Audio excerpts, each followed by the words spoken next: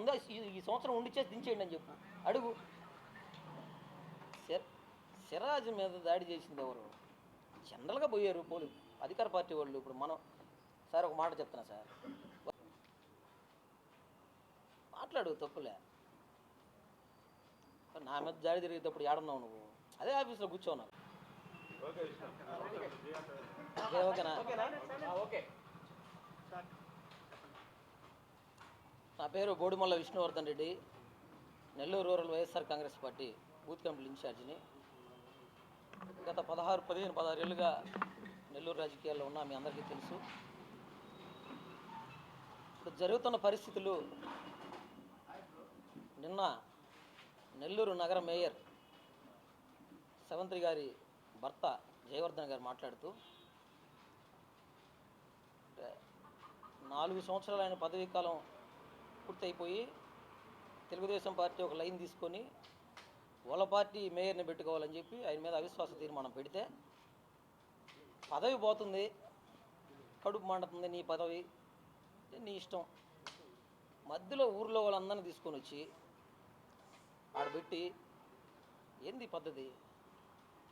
Correct కాదు ఇది. Mister Jayavardhan, చెప్తా ఉన్నా నీకు, మంచి పద్ధతి కాదు. నా మీద హత్యా ప్రయత్నం జరిగిందని చెప్పి నువ్వు ఆరోపించావు. ఆ రోజు నువ్వు మాట్లాడినప్పుడు కనీసం నాకు ఫోన్ చేసావా, నాకు వచ్చావా? నా మీద జరిగినప్పుడు ఎవరు చేసిందనేది పక్కన పెట్టి, వాట్ ఎవర్ ఇట్ ఈస్. మళ్ళీ చెప్తా ఉన్నా, ఇంకా ముందు కూడా నా విషయం ఏ లుచ్చా లఫంగి కోన్ కిస్కా గొట్టంగాళ్ళు పిచ్చి కుక్కలు మాట్లాడకుండా ముందుగానే చెప్తా ఉన్నా. నేను ఫస్ట్ క్లారిటీ ఇస్తా ఉన్నా దానికి. నా మీద హత్యా ప్రయత్నం కోటంరెడ్డి గిరిధర్ రెడ్డి చేయించలేదు. కోటంరెడ్డి గిరిధర్ రెడ్డికి చేయించలేదు. కోటంరెడ్డి గిరిధర్ రెడ్డికి ఎటువంటి సంబంధం లేదు. నా కేసు కోర్టులో ఉంది. రాజకీయాల్లో కొన్ని అపోహలు బండి మాట వాస్తవమే. అందుకే నీకోసం చెప్తా ఉన్నా, ఇంక ముందు ఎవరు కూడా ఇట్లాంటివి వాడుకోకుండా మగాడు రాజకీయాలు చేయండి. నీకు ఇబ్బంది జరిగినప్పుడు మగాడు రాజకీయాలు చేయి, ఇట్లా లుచ్చ లఫంగా రాజకీయాలు చేయబాక. ఒకటి కూడా అన్న, జయవర్ధన్ గత చరిత్ర అంతా నాకు తెలుసు.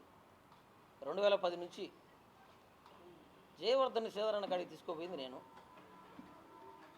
సేదరణ కాడికి అలిగి వెళ్ళిపోయి ఉంటే రాష్ట్ర ప్రధాన కార్యదర్శి పదవి ఇప్పించింది నేను. సేదరణ బతిమిలాడి ఆయన చేత తిట్టించుకొని పదవి ఇప్పించింది నేను. రోజు మా తమ్ముడు నేను మదన్ మాట్లాడాడు. వాడు మాట్లాడిన అన్నీ కరెక్టే, దాంట్లో ఏమీ తేడా లేదు. దాంట్లో వాడు అన్నీ కరెక్ట్గా మాట్లాడాడు. నువ్వు మేము వచ్చేదాకా నువ్వు ఎదురు చూసేవాడివి, అందరం కలిసి తినేవాళ్ళమి. కాకపోతే ఒకే మంచం అనేది నాకు తెలియదు, కానీ కంచాలు మాత్రం వేరు, అందరం కలిసి తినేవాళ్ళం, అందరం బాగుండేవాళ్ళం. లాస్ట్ ఎలక్షన్లో నీకు కార్పొరేట్ టికెట్ ఇవ్వాల్సినప్పుడు శ్రీధరన్నకి ఎన్ని ఒత్తిళ్ళు వచ్చాయి నీకు తెలుసు, నాకు తెలుసు. నేను అక్కడే ఉన్నా స్వయంగా. నాకే చెప్పాడు పిలిచి, ఏందిరా జయాకి చేయాలనుకుంటే మనం పరిస్థితులు మారుతూ ఉన్నాయి, చేయలేమో జయాకి, మనకి చేస్తే ఏం చేస్తాం, జయాకి తప్పితే ఏం చేయలేము. అంత దూరం ఒత్తిడి పార్టీ వ్యక్తులు అందరిని ఒప్పించి నీకు యునానిమస్ చేశాడు. తప్పులే, నువ్వు రాజకీయాల్లో నువ్వు పోరాటం చేసుకో, నువ్వు ఫైట్ చేసుకో. కానీ ఎవరైనా సరే ఈ విధంగా మేయర్ పదవి పోయిన తర్వాత నిన్ను నమ్మి మేయర్ని చేస్తే నీ పదవి పోతుంది, గమ్ముగా రాజీనామా చేసి వెళ్ళిపో, లేదంటే పదవి దించేసి వెళ్ళిపో. 4 సంవత్సరాల పదవిలో ఉన్నావు కదా. దేవుడు లేడు అనే పదవి వచ్చేటప్పుడు ఉన్న దేవుడు పదవి పోయేటప్పుడు అడిగి పోయాడు, లేకుండా పోయాడా, మాయమైపోయాడా? అసలు మామూలుగా దేవుడు ఉన్నా కూడా నీలాంటి వాళ్ళ కాడికి నాలాంటి వాళ్ళ కాడికి రాకూడదు, రాడు మన దగ్గరికి. ఇది పెద్ద మాటలు మాట్లాడుతున్నావు, చేయకూడని పనులు చేసుకుంటున్నావు. చేయొచ్చు, తప్పులే, నువ్వు పోరాటం చేయొచ్చు. ఇప్పుడు సెవంతి గారు మైకెత్తుకొని కోటమిరెడ్డి శ్రీధర్రెడ్డి పక్కన చేరి ఏం చెప్పింది? నా జీవితకాలం ఎమ్మెల్యే గారితో ఉంటా, నాకు ఈ పదవి ఎంట్రుకతో సమానం అని చెప్పింది. చాలా సంతోషపడా నేను. రాజకీయాల్లో ఇంత లాయల్గా ఉండేవాళ్ళు ఉండాలని. వెంటనే 6 నెలలు కూడా లేదు, 2-3 నెలలు పోయి వీపీఆర్ కాడ చేరారు వైఎస్ఆర్ కాంగ్రెస్ పార్టీలో. నిన్నంత దూరం దగ్గర తీసిందా? ఏ కారణం ఏంది? మీరు నువ్వు ఆ రోజు వచ్చిందని కారణం ఇంతవరకు కారణం చెప్పలా. కోటమిరెడ్డి శ్రీధర్రెడ్డిని వదిలేసి నువ్వు బయటకు వచ్చిందని కారణం ఏంది? ఇంత అప్పుడు కారణం చెప్పాల, నువ్వు సింపుల్గా దాటేసావు. కన్నతల్లి గుర్తొచ్చింది నాకు, వైఎస్ఆర్ కాంగ్రెస్ పార్టీలోకి వచ్చేసానని చెప్పి. సరే మళ్ళీ అయిపోయింది, గవర్నమెంట్ పోయింది, నీ ఊహలు నా ఊహలు అన్నీ తలకిందులైనవి. మళ్ళీ నాకు మళ్ళీ పెంచిన తల్లి గుర్తొచ్చింది అని చెప్పి నువ్వు మళ్ళీ తెలుగుదేశం పార్టీ వైఎస్ఆర్ కాంగ్రెస్ పార్టీకి రాజీనామా చేసి తెలుగుదేశం పార్టీలో పోవాలని చూసావు. నువ్వు ఆ రోజు నికరంగా వైఎస్ఆర్ కాంగ్రెస్ పార్టీ ఓడిపోయిన తర్వాత నువ్వు అదే పార్టీలో ఉండి ఇదే పోరాటం నువ్వు చేస్తుంటే ఖచ్చితంగా రాజకీయ భవిష్యత్తు ఉండేది. దొబ్బిన డబ్బులు దాచిపెట్టుకునేదానికి, బయటికి రాకుండా ఉండేదానికి ఆ రోజు నువ్వు కమలాకర్ రెడ్డి ద్వారా రాయబారం చేయాల. కమలాకర్ రెడ్డి ద్వారా రాయబారం చేసావు. నేనే ఫోన్ చేసి చెప్పాను నీకు, వద్దనా పోరాటం చేద్దాం, వద్దు, అయిన కాడికి అవుద్ది, ఒంటరి అయిపోయాను, నేను ఒక్కనే అయిపోయాను, అయిన కాడికి అవుద్ది, పోరాటం చేద్దామనా అని చెప్పాను. నేను మాట్లాడేదానికి లేదు, నా మీద ఏ కేసు పెట్టలా, నా జోలికి రాలేదు వాళ్ళు. నీ మీద కేసు పెట్టున్నారనా, పోరాటం చేస్తాం వాళ్ళ మీద, ఏమైతే అది అవుద్ది, సపోర్ట్ వచ్చిన వాళ్ళు వస్తారు, లేకుంటే లేదు. మనకు అన్ని విషయాలు తెలుసు, మాట్లాడదాం, చేద్దాం, చెందదాం అని చెప్పా. ఇన్లా ఆ రోజు అసలు ఆయన భవిష్యత్తు అయింది. ఈరోజు నాకే కొన్ని విషయాల్లో బాధ వేసింది నిజంగా. ఎవరు నమ్ముతారన్నా? ఇంత జరిగిన తర్వాత ఎవరైనా రాజకీయ నాయకుడి కాడికి పోయి ఒక సామాన్య వ్యక్తిని తీసుకొని వచ్చి, మామూలు వాళ్ళని తీసుకొని వచ్చి మళ్ళీ అందలం ఎక్కియాలంటే, ఇది నేను జయవర్ధన్ ఒకటి గురించే మాట్లాడడంలే, జనరల్గా మాట్లాడతారు. ఎవరు నమ్ముతారు? ఇంకా అలా పెద్దోళ్ళే వస్తారు. ఇంకా మళ్ళీ అంటే వీడికి ఇచ్చిన వేస్ట్ రా, ఇదే జరగదు రేపని వాడినే తీసుకొచ్చి ముందు పెడతారు. మళ్ళీ ఈ నడిచింది ఒక 10 ఏళ్ళు, సామాన్యుడి పదవులు ఇవ్వడం, ఈ స్ట్రోకుల తర్వాత ఇంకెవుడు రాజకీయాల్లో మామూలు వాళ్ళు వచ్చి పని చేయడం అనవసరం, కూలి తీసుకొని పని చేయడం, వెళ్ళిపోవడం. 2 చెప్పా, ఇది మంచి పద్ధతి కాదు. ఇప్పటికీ చెప్తున్నా, పదవి పోయినప్పుడు నీకు అంత నొప్పి తగులుతుంది, పదవి వచ్చినప్పుడు కూడా మనం అదే లాయల్టీ చూపించాలి కదా, విశ్వాసం అనేది చూపించాలి కదా మనం. నీకు ఇబ్బంది, నీకు నష్టం జరిగింది, నీకు ఇబ్బంది కలిగి నువ్వు ఏం జరిగిందని బయటకు వచ్చావు, ఏం జరిగిందని ఆ రోజు వైఎస్ఆర్ కాంగ్రెస్ పార్టీలోకి వచ్చావు కోటమిరెడ్డి శ్రీధర్రెడ్డి గారు, చెప్పు, కారణం చెప్పు. కేవలం నీకు అక్కడ వాళ్ళు ఇష్టారీతిగా చేసేదానికి వాళ్ళు ఒప్పుకోరు, వాళ్ళ దగ్గర రిస్ట్రిక్షన్స్ ఉంటాయని చెప్పి నువ్వు బయటకు వచ్చావు, నీ ఇష్ట ప్రకారం ప్రవర్తించావు, వచ్చావు నువ్వు బయటికి. అవునా కదా? చెప్పు. లేదంటే లేదుగా, నేనుగో నాకు పలానా దానికి వచ్చా, లేదు కోటమిరెడ్డి శ్రీధర్రెడ్డి నన్ను ఈ మాట అన్నాడు, కోటమిరెడ్డి గిరిధర్రెడ్డి నన్ను ఈ మాట అన్నాడు అని చెప్పు. నేను చెప్తున్నా కదా, దానికి కారణం ఉండాలి కదా, ఫస్ట్ బేస్ అది కదా. నువ్వు మా శ్రవంతమ్మ మైక్ ఎత్తుకొని కోటమిరెడ్డి శ్రీధర్రెడ్డి గారితో జీవితకాలం ఉంటా నేను, ఏక ముక్కతో సమానం నాకు ఈ పదవి అని చెప్పింది. నువ్వు ఎందుకు వచ్చావు బయటికి? వైఎస్ఆర్ కాంగ్రెస్ పార్టీలోకి ఎందుకు వచ్చావు? మళ్ళీ ముందు దానికి ఆన్సర్ చెప్పి ఏమన్నా మాట్లాడు. నేనే నిన్ను విమర్శించడం వల్ల నిన్నేం తిట్టట్లే, నీ భవిష్యత్తు నీది. ఎందుకంటే నువ్వు 10 మంది గురించి చెప్పావు దాడులు జరిగాయని. ఆ దాడులు జరిగినప్పుడు నువ్వు ఆడే ఉన్నావు ఆ రోజు. నువ్వే పత్తిత్తువే, నువ్వు చెప్పిన ప్రతి ఒక్కటే జరిగినప్పుడు ఆడే ఉన్నావు నువ్వు. మనం రాజకీయాల్లో కొన్ని మాట్లాడకూడదు, మన విషయాల్లో అవతల కొన్ని కోత వేయాలా, వాళ్ళ విషయాల్లో మనం కొన్ని కోత వేయాలా. ఇష్ట ప్రకారం మాట్లాడేస్తే సరిపోద్దా? నోరు ఉంది కదా, ప్రెస్ ఉంది కదా అని చెప్పి. రేపు భవిష్యత్తు సార్, రాజకీయాల్లో నేను వైఎస్ఆర్ కాంగ్రెస్ పార్టీ, ఈరోజు నేను ఖచ్చితంగా వైఎస్ఆర్ కాంగ్రెస్ పార్టీలో ఉంటా. వైఎస్ఆర్ కాంగ్రెస్ పార్టీలోనే కొనసాగుతాను. ఈరోజు నాకైతే ఎవరు 1.5 సంవత్సరం అయింది మా ఇన్ఛార్జిని ఇచ్చి, కనీసం ఏ రోజు నాకు ఫోన్ చేయాల ఆయన. సరే నేను ఆయన కోసమే ఉంటాం ఇక్కడ, జగన్మోహన్ రెడ్డిని చూసి ఉంటున్నాను నేను. మా పార్టీ విషయాలు పక్కన పెట్టేస్తే ఆయన ఇంకో మాట మాట్లాడాడు, రూప్ కుమార్ యాదవ్ని మేయర్ పదవి కోసం ఈ విధంగా చేస్తున్నాడని చెప్పి మాట్లాడు. నేను రాజకీయాల్లో ఏ పార్టీ అయినా కొంతమందిని ఇష్టపడతాను. దాంట్లో ముఖ్యంగా రూప్ కుమార్ యాదవ్ని ఇష్టపడతా, అజీజ్ భాయ్ని ఇష్టపడతా. ఏ పార్టీలో 2009 అనిల్ కుమార్ యాదవ్ గారు ఎమ్మెల్యే కంటెస్ట్ చేశాడు. కష్టం చేసింది రూప్ కుమార్ యాదవ్. 2014 అనిల్ కుమార్ యాదవ్ గారు కంటెస్ట్ చేశాడు. ఎమ్మెల్యే పదవి కావాలంటే ఆ రోజు తీసుకోలేడా? డబ్బులు లేవు ఆ రోజు పెట్టే ఖర్చు అన్నీ ఉన్నాయి ఆయన దగ్గర. ఆల్రెడీ కార్పొరేట్ 2 సార్లు, తర్వాత 3 సార్లు అనిల్ కుమార్ యాదవ్ గారి కోసం పనిచేశాడు. అలా డెఫరై బయటకు వచ్చాడు. ఎప్పుడు అవ్వాలంటే అవ్వలేడు మేయరు. అజీజ్ భాయ్కి ఇచ్చినప్పుడు మేయరు నేనే ప్రత్యక్ష సాక్ష్యం.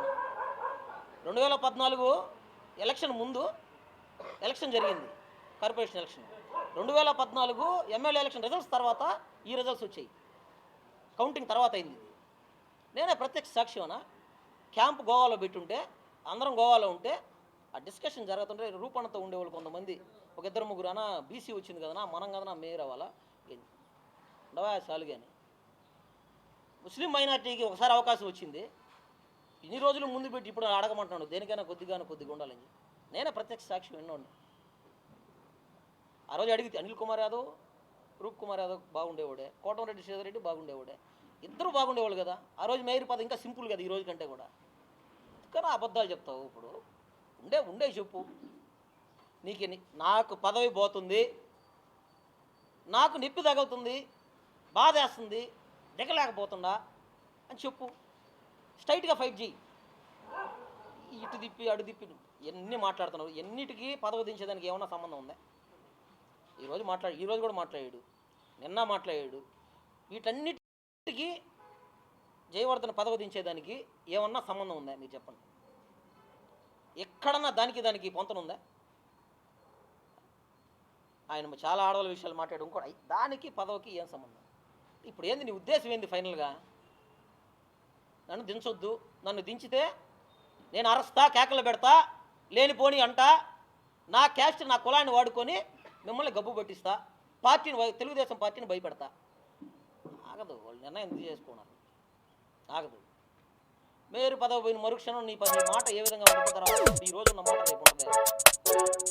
మళ్ళీ పోతాడు రాజీకి, మళ్ళీ మాట్లాడతాడు, మళ్ళీ వాళ్ళ పేపర్ ఇస్తాడు, మళ్ళీ చదువుతాడు. ఇదే కదా జరగద్ది.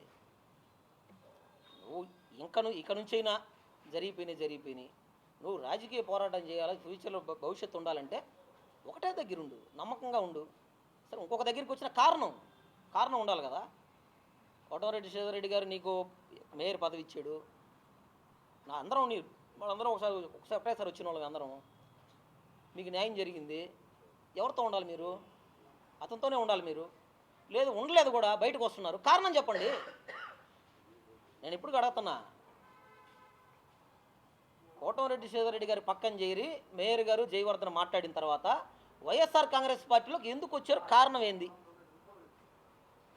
డబ్బు సంపాదనేనా? అంతే కదా. అవతల తినేసే ముందు మనమే కూడా ఒప్పుకో. అక్రమంగా సంపాదించలేదు, నేను మాట్లాడలే, ఇన్ని నాకు తెలియదు. నేను జనరలైజ్ చేసి మాట్లాడుతున్నాను. నువ్వు చేసిన పని వల్ల ఇంకా నాలాంటి వాళ్ళు చిన్న వయసులో రాజకీయాలకు రావాలనుకునే వాళ్ళకి ఎవరు కూడా నమ్మకాలు లేకుండా పోతున్నాయి. వీళ్ళు ఏమో నమ్ముతారా మనల్ని? నువ్వేమిచ్చావు ఈరోజు? నేను ఎస్టీ అని మాట్లాడుతున్నావు. నువ్వేమిచ్చావు నీ వెనకాల వాళ్ళకి? ఇదేనా నువ్వు చూపించింది? మంచి పద్ధతి కాదు ఇది. మళ్ళీ చెప్తున్నా, మీ గురించి ఏమన్నా మాట్లాడుకోండి.